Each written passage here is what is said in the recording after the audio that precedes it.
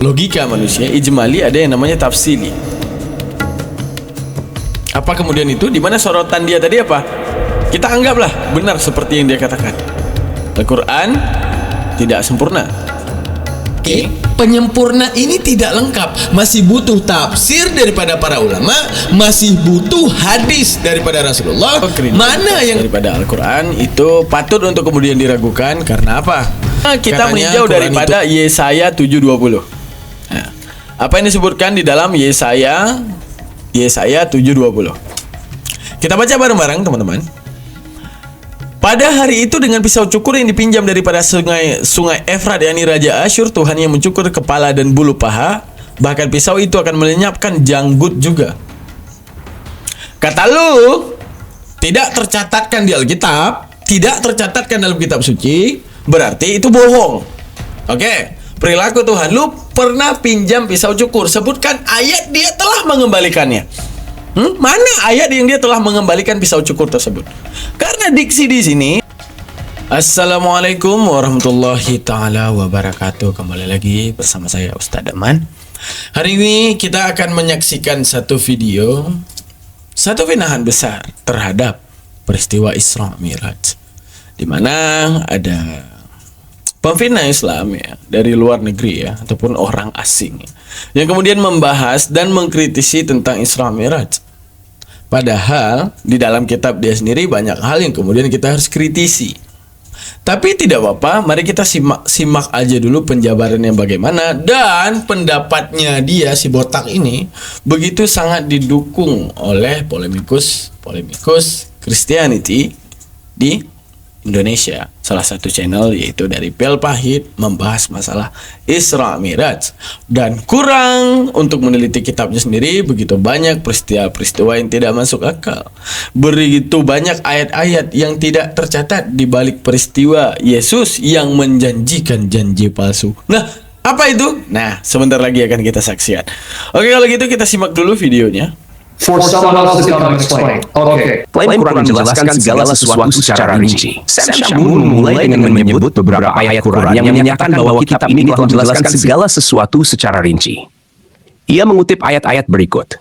Surah Al-An'am ayat 114. Maka apakah aku mencari hakim selain daripada Allah, padahal dialah yang telah menurunkan kitab kepadamu dengan terperinci.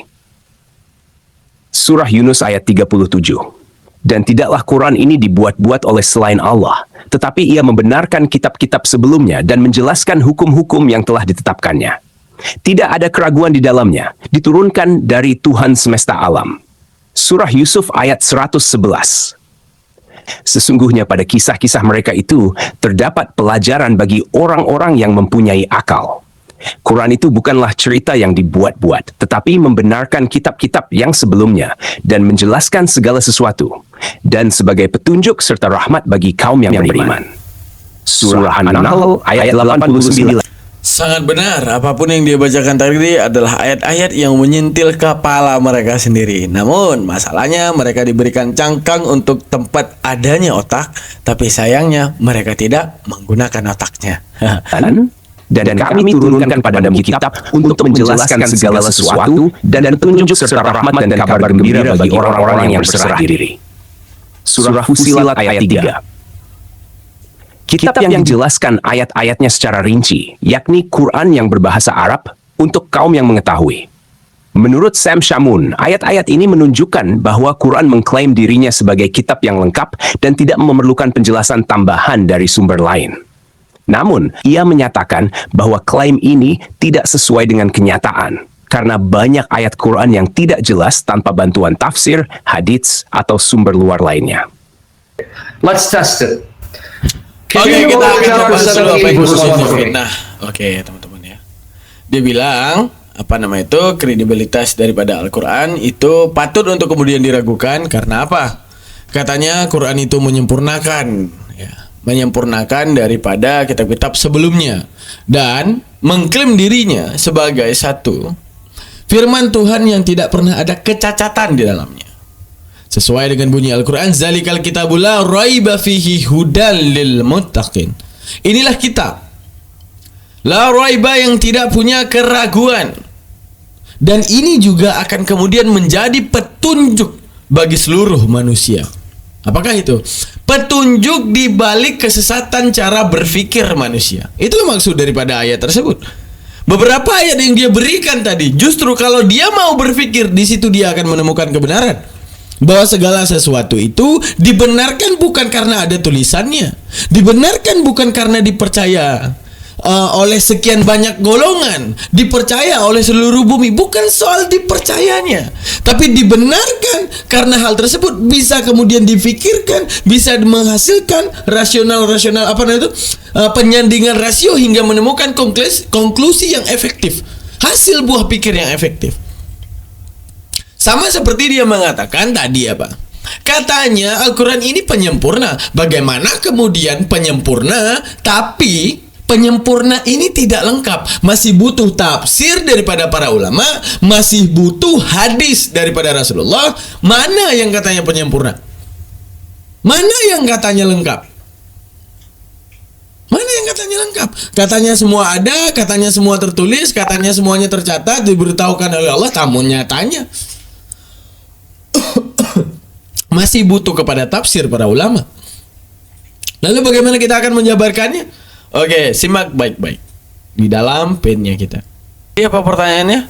Katanya Al-Quran itu penyempurna. Namun kenapa isi daripada Al-Quran ini tidak lengkap, kata dia. Maksud lengkap itu gimana, bro? Apakah segala sesuatu yang diberitahukan secara pokok itu tidak lengkap? Misalnya resep membuat bakso,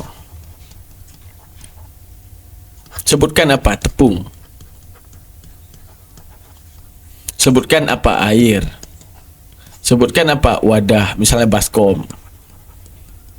Misalnya. Nah, disebutkan 3 ini, misalnya ini merupakan cara untuk kemudian buat bakso, misalnya bawang putih dan semuanya, bawang merah dan semuanya. Tidak disebutkan tata caranya. Apakah ini lengkap? Lengkap. Namun secara apa? Pokok. Lengkap secara pokok. Makanya di dalam bahasa di dalam tinjauan Al-Quran itu ada yang namanya ijmali, dan bahkan ini didukung oleh logika manusia. Ijmali, ada yang namanya tafsili. Apa kemudian itu? Di mana sorotan dia tadi apa? Kita anggaplah benar seperti yang dia katakan. Al-Quran tidak sempurna. Oke. Yang kedua ada hadis. Ya. Untuk menjelaskan Al-Quran, di mana kesempurnaan Al-Quran. Ya. Selanjutnya masih butuh tafsir para ulama, di mana kelengkapan daripada Al-Quran. Padahal kemudian inilah yang namanya kafir, ya. Di mana mereka itu menutup diri daripada kebenaran. Apa menutup diri daripada kebenaran? Yaitu menutup diri daripada memahami apa yang mereka tidak tahu. Misalnya,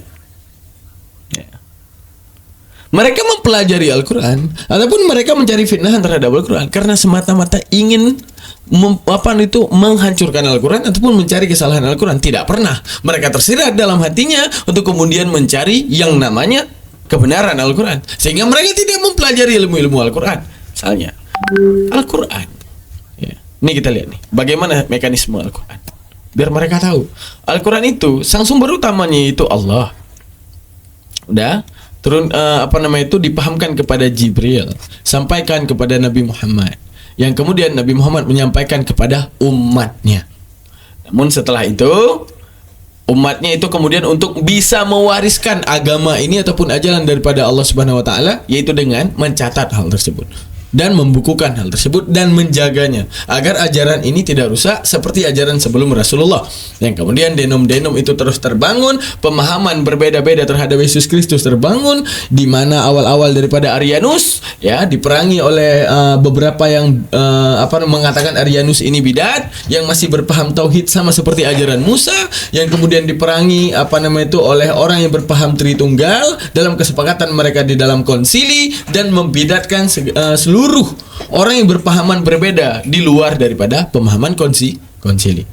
Mereka tidak pernah yang namanya satu dalam ketuhanan. Karena apa? Karena inilah yang menjadi pelajaran kepada Nabi Muhammad, bahwa ajaran terdahulu itu rentan diubah, rentan ditambah, dan rentan dikurang sesuai hawa nafsunya. Bagaimana kemudian mereka akan meletakkan Tuhannya, begitulah kitabnya akan kemudian dikarang. Namun Al-Quran, kata Allah, kami yang menurunkan, nahnu nazzalna, kami juga yang akan kemudian menjaganya. Buktinya penjagaan Allah titipkan orang-orang yang kemudian menjaga Al-Quran, menjaga kemurnian Al-Quran. Nah, setelah itu apa? Dititipkan ilmu Al-Quran. Misalnya seperti daripada Al-Quran. Al-Quran tadi turunnya kepada Nabi Muhammad. Dengan metode apa? Pokok ataupun ijmali. Nah, ini yang dia nggak mau pelajari. Apa ijmali? Pokok. Sama seperti saya menjelaskan, apa sih konsep daripada bikin bakso? Oh, konsep daripada bikin bakso, ya udah lu harus punya tepung ya, harus punya daging cincang ayam misalnya, kan? Oh enggak. Ini itu udah metode rinci, metode pokok. Apa yang kamu harus punya? Kamu harus punya tepung. Kamu harus punya daging. Udah. Terus kamu harus punya bawang merah dan kamu harus punya bawang putih dan sedikit air misalnya dan mie. Itu metode pokok. Artinya apa? Jelas secara pokok. Oke? Perincian dinamakan dengan tafsili. Ini namanya perincian daripada pembahasan yang pokok. Kalau kamu ingin mengkritisi Al-Quran, di mana Al-Quran menyebutkan 5 waktu sholat? Di mana Al-Quran menyebutkan sholat zuhur, sholat asar? Nggak ada. Di mana kemudian Al-Quran menyebutkan 13 rukun sholat? Tidak ada. Ya. Di mana Al-Quran menyebutkan tata cara niat berpuasa? Tidak ada. Kalau kamu ingin mengkritisi Al-Quran, tapi semuanya dengan metode pokok. Al-Quran mengatakan aqimus sholat, tunaikan sholat, ita'iz zakah, bayarlah zakat. Tapi tidak mengajarkan bagaimana zakat. Itu artinya pokok. Apa ketentuan daripada Islam ini? Sholat kamu, bayar zakat kamu. Namun tentang penjelasan daripada perincian daripada hal yang disebutkan dalam pokok, yaitu di Al-Quran, jelas secara pokok, dirincikan oleh utusannya. Siapa utusannya? Yaitu Nabi Muhammad melalui hadisnya yang menerangkan tentang Al-Quran secara tafsil. Loh, katanya penyempurna. Kenapa nggak dituliskan semuanya, Bang? Biar perdebatan hari ini tidak ada. Biar semua yang kemudian diperdebatkan oleh mereka tentang ketidaksempurnaan Al-Quran seharusnya akan tidak ada. Kenapa harus ada? Karena apa? Al-Quran sendiri tidak mau ditulis secara jelas, kan gitu, Bang? Oke. Al-Quran, esensi daripada Al-Quran, Allah turunkan kepada umatnya untuk ibadah. Itu esensi Al-Quran. Yang kedua, untuk hafalan. Yang ketiga, untuk zikir. Yang keempat adalah untuk bacaan, tuntunan. Oke? Sekarang coba kamu bayangkan jika Al-Quran menuliskan semuanya tentang melalui bab wudu, bagaimana ketentuan daripada bab wudu, rukun dan syaratnya, bagaimana ibtal dan sahihnya, menuliskan semuanya. Ya, menuliskan bagaimana kalau seandainya kamu wudu seperti ini, ada air yang seperti ini, popok, dituliskan semua dalam Al-Quran. Andai kan, maka Al-Quran ini batal menjadi sarana ibadah. Karena apa? Terlalu panjang penyabarannya hingga membuat si pembaca bosan. Yang kedua, hafalan. Nggak akan ada yang sanggup menjabarkan dan menghafal Al-Quran karena terlalu banyak. Menjadikan zikir. Ya, siapa yang mau berzikir terlalu banyak? Ya, menjadikan bacaan, siapa yang sanggup baca terlalu banyak? Itu masih bab wudu, belum lagi dibahas bab sholat. Ya, belum lagi menjabarkan tentang semuanya. Misalnya ingin dijabarkan tentang Adam sampai kepada anak ke-1, ke-2, ke-3, ke-4, setelahnya sampai kepada generasi kita setelahnya gitu. Ya, dijabarkan RT-nya siapa, RW-nya, semua dijabarkan Al-Quran. Hingga Al-Quran tidak lagi berbentuk seperti ini. Namun Al-Quran itu akan berbentuk satu lautan, itu isinya Al-Quran semua. Saking luasnya penjabaran daripada Al-Quran. Sanggup orang kita bawa Al-Quran itu menjadi bacaan bagi umat muslim. Ya, kalau membaca Al-Quran itu harus masuk kepada satu satu lautan tulisan. Itu nggak ada yang membaca. Makanya diringkaslah Al-Quran dalam metode padat, yaitu metode pokok, dinamakan dengan ijmali. Karena Al-Quran itu diturunkan kepada Nabi Muhammad, maka wajiblah penjabaran Al-Quran itu berdasarkan apa yang dijelaskan oleh Nabi Muhammad. Tidak boleh orang lain. No anyone. Ya. Kenapa no anyone? Karena Islam ini dihadiahkan kepada Nabi Muhammad, menjabarkan kepada kita. Islam ini menurunkan Al-Quran yang kemudian menjabarkannya kepada kita. Yang paling berhak oleh satu orang tersebut. Karena apa? Ada metode ilmu. Ada ilmu yang pertama, ada ilmu mukhtasab, di mana kita menuntut ilmu tersebut, baru kita bisa dapat. Namun yang diilhamkan kepada Rasulullah bukan dinamakan dengan ilmu mukhtasab, tapi ilmu ilham. Karena Allah Subhanahu wa taala ingin kemudian menjabarkan agamanya, bagaimana cara dia disembah, bagaimana kemudian ajarannya benar, dibalik kesesatan manusia dalam menuhankan. Ada yang menuhankan manusia sesama manusia, menuhankan antara patung-patung dan semuanya. Maka Allah mengutuskan nabinya. Setelah kemudian diutuskan nabinya, maka nabinya paling berhak kemudian menjabarkan daripada Al-Quran tersebut. Tidak siapa lain, tidak Kumaila, tidak Ali Armando, tidak siapapun yang menafsirkan Al-Quran.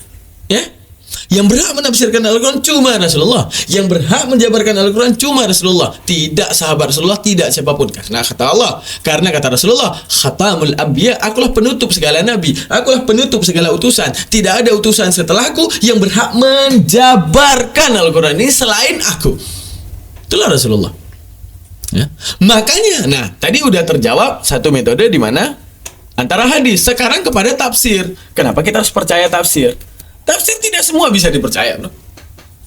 Siapa bilang semua tafsir harus dipercaya? Tidak ada. Akan melihat daripada kredibilitas daripada tafsir. Di mana, ingat, yang paling berhak menjabarkan tentang Al-Quran bukan ulama tafsir, tapi siapa? Yaitu Rasulullah. Ya. Yang paling berhak menjabarkan tentang penafsiran, bagaimana sistemasi, ya, maksud daripada ayat tersebut, cuma Rasulullah. Cuma ulama tafsir kemudian ada beberapa yang kemudian bisa dipercaya. Karena apa? Sanad. Arti sanad apa? Bersambung lidahnya, ilmunya sampai kepada Rasulullah. Di mana daripada Rasulullah punya sahabat, dari sahabat punya muridnya lagi, murid sampai ke guru ulama tafsir tersebut. Dan bersanad kepada Rasulullah. Kemudian dia berani menuliskan tafsirnya. Misalnya Syekh Al-Qurtubi, sebenarnya Syekh Ibnu Katsir, Jalaluddin As-Sayuti, Jalaluddin Al-Mahali.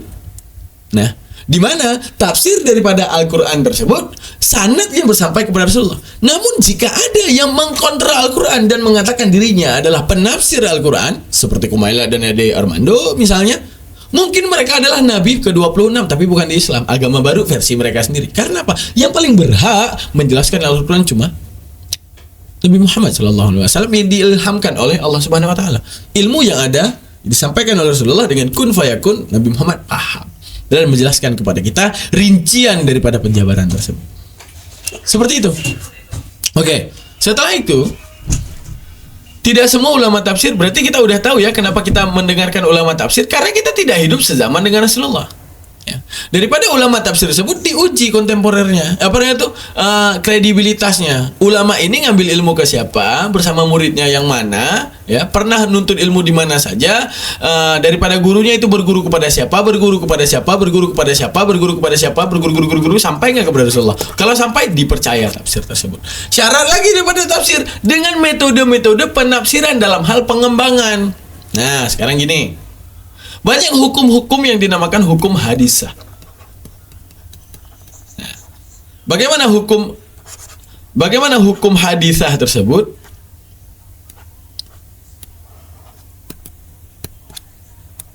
Bagaimana hukum hadisah? Hukum-hukum yang kemudian terjadi bukan di era Rasulullah. Hukum-hukum yang baru.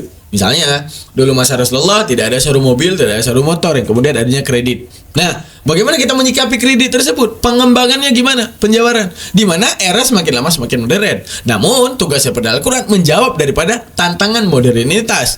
Makanya, hadirlah para ulama tafsir, ulama ahli syariat, yang sanadnya sampai kepada Rasulullah, menjabarkan dengan metode tafsir dalam hal pengembangan, bukan kontra. Pengembangan metode daripada Rasulullah, bukan kontra. Syarat ulama tafsir ini kredibilitasnya harus pertama menguasai ilmu bahasa, ilmu sastra, kemudian taksis dan mukhassas. Bagaimana hadis yang lebih duluan, bagaimana hadis yang paling terakhir. Artinya apa? Siapa duluan hadisnya, yang kemudian kita bisa tahu di mana khas, di mana amnya. Ingat, kata-kata itu tidak berintonasi. Maka wajibnya kita ketahui sistemasi kata hingga kemudian kita tahu tafsir daripada hadis, tafsir daripada Al-Quran itu menjelaskan tentang apa. Karena intonasi berbeda, maka akan menunjukkan mana berbeda. Kalau saya ngomong, rumah itu besar, itu Itu info. Tapi kalau saya ngomong, rumah itu besar, tahu nggak lo? Rumah itu besar.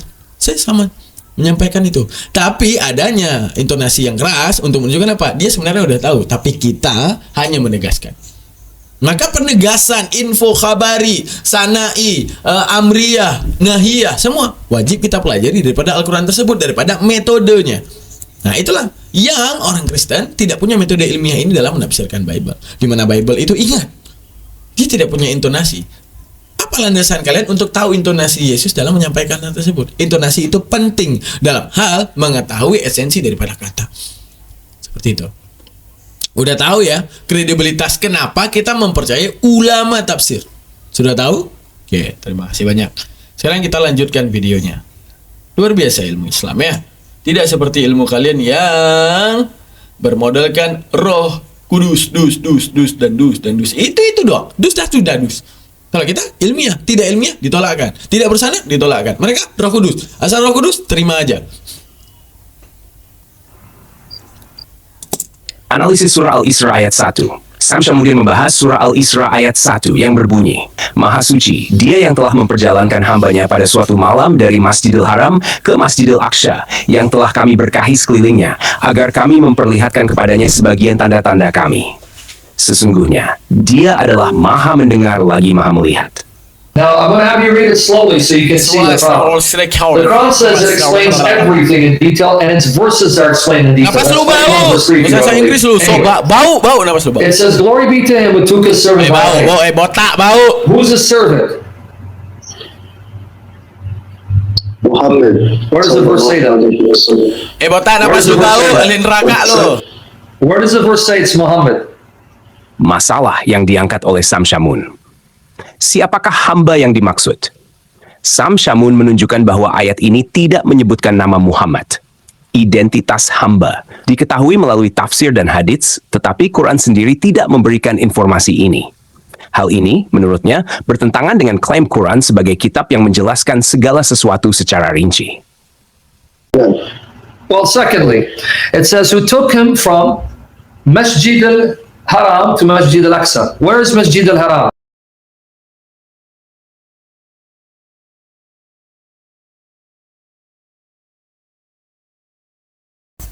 Nah, kasus yang diangkat itu lucu ya teman-teman ya.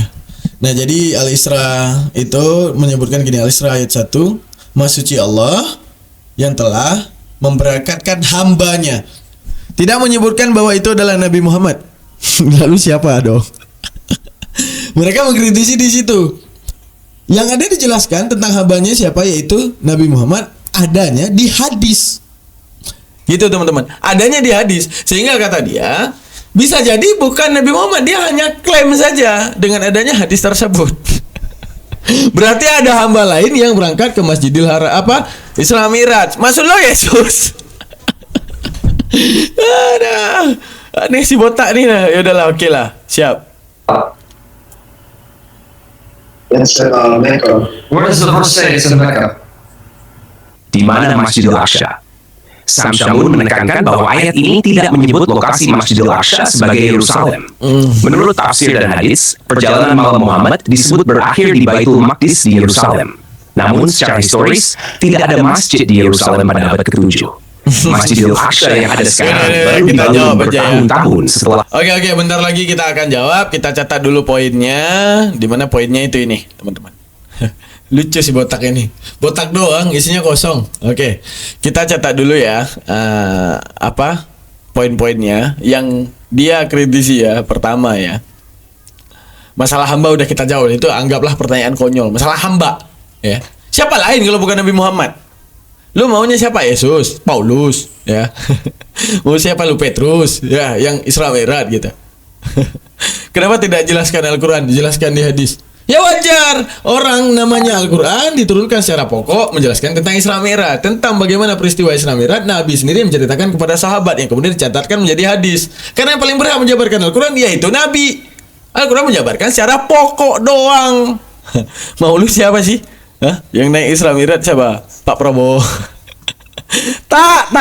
Ada lu tak? Oke. Yang kedua dia bilang ya, bahwa tidak bisa dibuktikan bahwa tentang Baitul Maqdis ini. bahwa itu adalah Masjidil Aqsa yang itu ada di Yerusalem. Dia menolak ini. Dari Baitul Maqdis itu adalah Masjidil Aqsa yang ada di Yerusalem.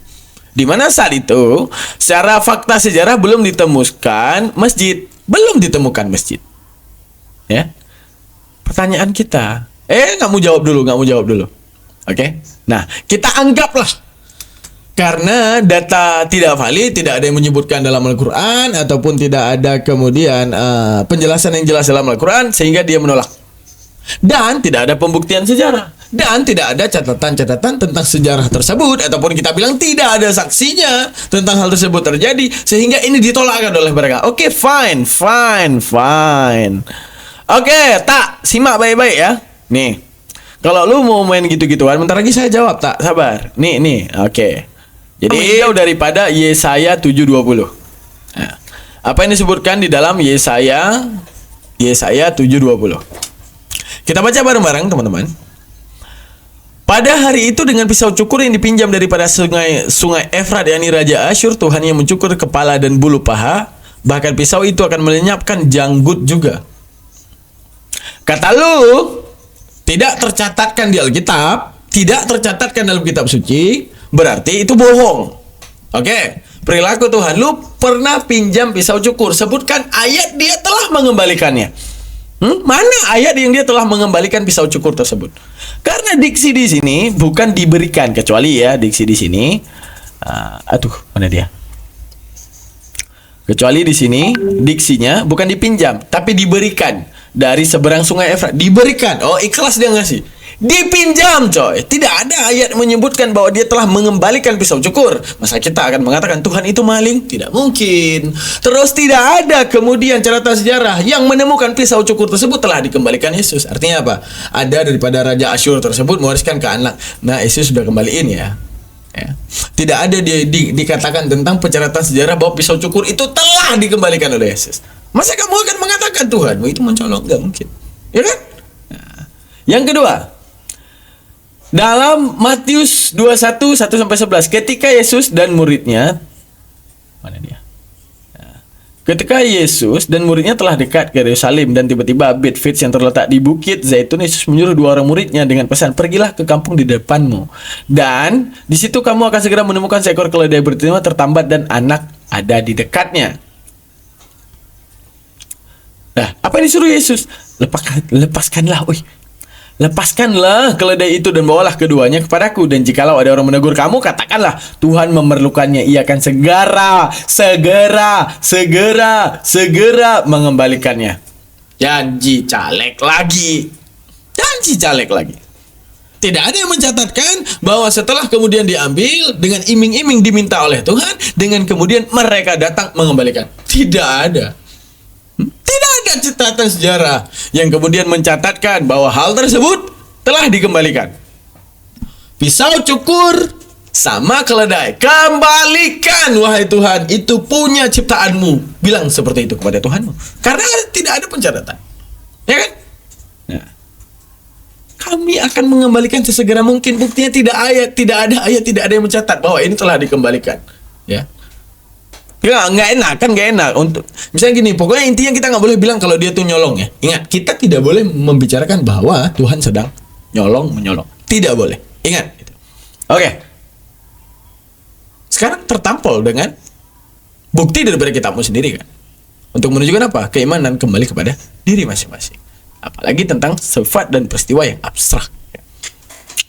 Oke, teman-teman, kita bakal kembali membahas tentang Isra Miraj. Disebutkan Isra Miraj pertama Al-Isra ayat 1. Ya. Subhanallazi asra bi'abdihi laylam minal masjidil haram ilal masjidil aqsa allazi barakna hawlahu linuriyahu min ayatina innahu huwas sami'ul basir. Maha suci Allah yang telah memperjalankan hambanya Muhammad pada malam hari di Masjidil Haram dan Masjidil Aqsa, yang telah kami berkahi sekelilingnya agar kami memperlihatkan kepadanya bagaimana tanda-tanda kebesaran kami. Sesungguhnya dia maha mendengar lagi maha melihat. Maha suci Allah. pertama saja, subhanah kata Allah. Maha suci Allah daripada keraguan-raguan. Suci aku daripada kelemahanmu. Suci aku daripada ketidakberdayaanmu, wahai manusia. Aku maha segalanya. Apa yang tidak bisa apa yang kemudian tidak bisa kuperintahkan, apa yang kemudian tidak bisa kuwujudkan. Dalam semalam ku berangkatkan kamu daripada Masjidil Haram kepada Masjidil Aqsa.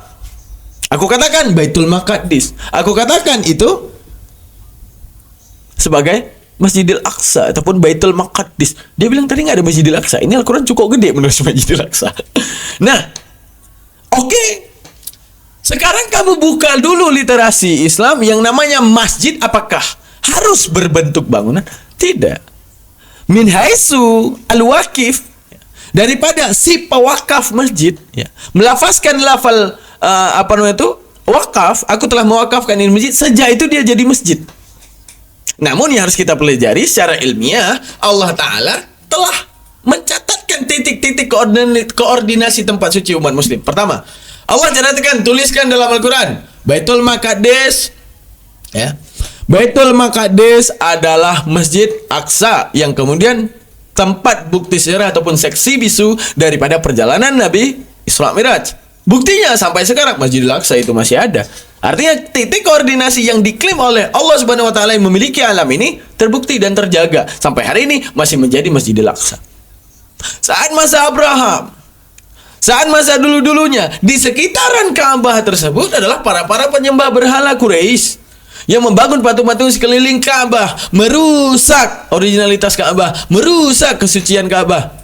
Kemudian apa? Allah klaim titik bahwa itu akan menjadi kiblat kalian. Buktinya sampai sekarang. Apa yang udah dititik koordinasikan oleh Tuhan di dalam bumi itu miliknya. Maha suci Allah dengan segalanya. Luar biasa. Selamat datang di kebenaran. Inilah Tuhan. Apapun bumi miliknya, apapun yang diklaim miliknya, maka itu akan terjadi. Diklaim Masjidil Aqsa menjadi miliknya. Katanya ya, Yahudi, Yerusalem tempat sucinya. Kristen, di mana tentang bait suci juga disebutkan Yerusalem. Tapi yang memiliki justru Islam, yaitu Masjidil Aqsa yang dititikkan. Siapa yang menitikkan? Allah Ta'ala. Ini titik koordinasinya tempat sucimu, Masjidil Aqsa. Menjadi sejarah daripada Isra Mi'raj. Allah titikkan Ka'bah akan menjadi milikmu, dan itu titik daripada kiblatmu selanjutnya. Setelah kemudian penaklukan daripada Mekah, Ka'bah dibersihkan berhalanya yang kemudian menjadi titik arahan terhadap satu hadapan. Itulah yang dinamakan kiblatnya umat muslim, yaitu Ka'bah Baitullah. Semua yang diklaim bait suci jadi bait suci umat Islam. Karena apa? Islam turun dari Allah. Allah paling tahu bumi dan Allah yang memiliki bumi. Allah titikkan koordinat, maka itu benar-benar terjadi. Luar biasa kan? Maha suci Allah dengan segalanya. Arti maha suci Allah daripada kelemahan tersebut. Aku bisa mengatakan hal tersebut dan aku bisa mengambil tersebut karena itu semua milikku. Biasa. Lah kalian, Yesus lahir di Nazaret, ya, Yahudi, tapi kampung halamannya sendiri tidak pernah bisa dikristenkan. Malah agamanya Yahudi. Kan lucu. Itu menunjukkan apa? Ada yang sengklek daripada kepala kalian. Oke. Kita lanjutkan lagi daripada An-Najm. An-Najm ayat 12. Apakah kamu kaum musyrikin Makkah hendak membantah Nabi Muhammad tentang apa yang dilihatnya itu Jibril? Kata Allah, katakan kepada mereka, kamu membantah bahwa Nabi Muhammad telah melihat Jibril, yaitu utusan yang diutus oleh Allah, seorang malaikat yang memberitahukan tentang semua kebesaran Allah dan kemudian menjabarkan tentang kitab suci Allah dan mengajarkan kepada Nabi Muhammad dalam proses ilham yang menjabarkan kepada kita selanjutnya. Kamu ingin kemudian membantah hal tersebut? Maha suci Allah daripada semua itu. Aku yang paling tahu tentang semua ini, kata Allah. Kalian mau bantah itu silakan. Tapi karena aku memiliki bumi, kata Allah, subhanahu, aku maha suci daripada kelemahan sama seperti kalian. Aku bisa mewujudkan apapun. Walaqad ra'ahu nazlatan ukhra, kata Allah dalam surah An-Najm ayat 13. Dan sesungguhnya Muhammad telah melihat dalam rupanya asli pada waktu yang lain. Artinya benar pemberangkatan Nabi daripada Masjidil Haram kepada Masjidil Aqsa, di mana saat itu dia benar-benar melihat Jibril kok. Butuhkah saksi untuk melihat tersebut? Kalian mau percaya ada saksi, kalian mau percaya nggak ada saksi, terserah kalian. Tapi yang jelas peristiwa itu terjadi, pemikiran logiknya Masjidil Aqsa menjadi bait suci umat Islam, pemikiran logiknya Ka'bah menjadi itu bait suci umat Islam. Apa yang dikatakan Al-Quran, titik koordinat yang ditentukan Al-Quran, semua milik daripada Allah dan itu jatuh ke tangan kami. Luar biasa.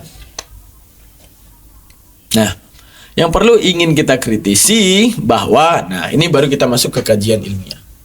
Ya. Yang namanya masjid, ingat ya bro botak.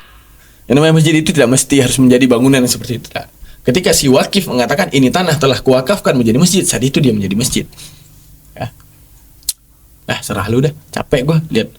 Tuh, gue berambut. Karena apa? Otak gue mikir. Jadi tumbuh rambutnya. Nah, lu nggak ada nutrisi otak lu, botak lu, kayak gitu. Oke, dengar ya. Setiap yang namanya agama itu menyuguhkan ada yang namanya fakta imanen ataupun fakta abstrak. Ya. Imanen ataupun absolut lah kita bilangnya biar lebih mudah ya. Absolut itu fakta yang benar-benar terjadi. Nah, setiap agama, mau agama manapun. Apa misalnya ketika Hindu mengatakan berbuat baik kepada orang tua, orang tuanya ada, sifat daripada diri manusia antara baik dan buruk dan ada, tapi dikekang oleh agama untuk menjadi baik. Itu absolut. Tapi saya disebutkan Krishna pernah turun ke bumi ngangkat gunung gini itu Siwa, Wisnu dan semuanya. Kepercayaannya itu dari mana? Sejarah? Bukan, tapi iman. Sama seperti Yesus loh. Menghidupkan orang mati dan semuanya bab. Di mana di tahun 2024 tidak ada experience. Tidak ada satupun kita dapat di tahun 2024 menyaksikan langsung kebangkitan daripada orang mati yang dibangkitkan oleh orang lain, tidak ada. Hingga kemudian bahwa pemberitahuan yang abstrak seperti itu sifatnya iman. Kenapa lu percaya? Karena lu iman sebenarnya. Tapi kalau lu mau berpikir gimana Yesus gua bangkit orang mati? Ya, nggak di tahun 2024 gua nggak pernah lihat ada pembangkitan terhadap orang mati. Itu. Kalau semuanya dituntut absolut. Tapi kalau fakta abstrak, lu nggak akan pernah bisa menolak bahwa itu semua muncul dari iman. Sama sebutkan bahwa ada iblis. Lu pernah lihat iblis nggak? Nggak. Kenapa lu percaya? Karena iman. Lu percaya malaikat nggak? Gabriel. Percaya nggak? Ya, percaya. Kenapa? Landasannya iman. Dalam 2024 dah ketemu lu sama Gabriel? Enggak. Lu mengatakan apa? Tuhan lu pernah tampak. Cuma pernah doang, tapi nggak tampak sebenarnya. Buktinya mata lu nggak pernah lihat dia. Itu menunjukkan apa? Itulah abstrak sebenarnya. Karena tidak terjadi experience tersebut di masa lu. Oke? Sama juga seperti Isra Miraj. Lu mengkritisi segala sesuatu Isra Miraj yang sifatnya abstrak, sifatnya iman. Artinya sifatnya iman dalam Islam. Iman kepada apa? Iman kepada yang gaib. Apa iman kepada yang gaib? Iman kepada surga, iman kepada neraka. Nah, iman kepada takdir. Iman kepada iman kepada jin, artinya bukan nyembah jin. Artinya apa? Percaya bahwa jin itu diciptakan oleh Allah dan dia ada untuk menyesatkan makhluknya. Percaya kepada malaikat. Ya. Percaya tentang itu hari kiamat. Semua itu abstrak. Termasuk percaya terhadap peristiwa-peristiwa yang abstrak yang sifatnya mukjizat. Apa? Isra Miraj. Dari dasar apa kepercayaan? Apakah rasional? Rasional. Secara apa? Secara kamu sudah beriman dan kamu akan percaya. Tanpa iman kamu akan percaya. Misalnya saya hari ini ateis, nggak akan percaya saya. Buktinya nggak ada kejadian. Tapi karena saya hari ini Islam, hingga kemudian apa? Dalam tendensius keimanan, hari ini saya akan percaya apapun yang disebutkan oleh orang sang maha benar tersebut, itu Nabi Muhammad. Ya. Maha benar itu datang dari Allah. Nabi Muhammad adalah perwujudan ataupun refleksi daripada kebenaran Allah Subhanahu Wa Taala. Seperti itu. Luar biasa penyebaran daripada Al-Quran. Pernah nggak saya ngomong? Saya ngomong ini saya karena punya Roh Kudus, nggak ada. Nggak kayak kitab kalian. Dasar kebenaran. Kudus, kubus. Kudus. Itu doa. Ya. Oke lah teman-teman. Terima kasih banyak. Kita telah panjang lebar menjabarkan kepada kaum-kaum munafikin, kaum-kaum otak masuk ke dalam ketek ya teman-teman ya. Terima kasih banyak. Saya Giri. Assalamualaikum warahmatullahi wabarakatuh.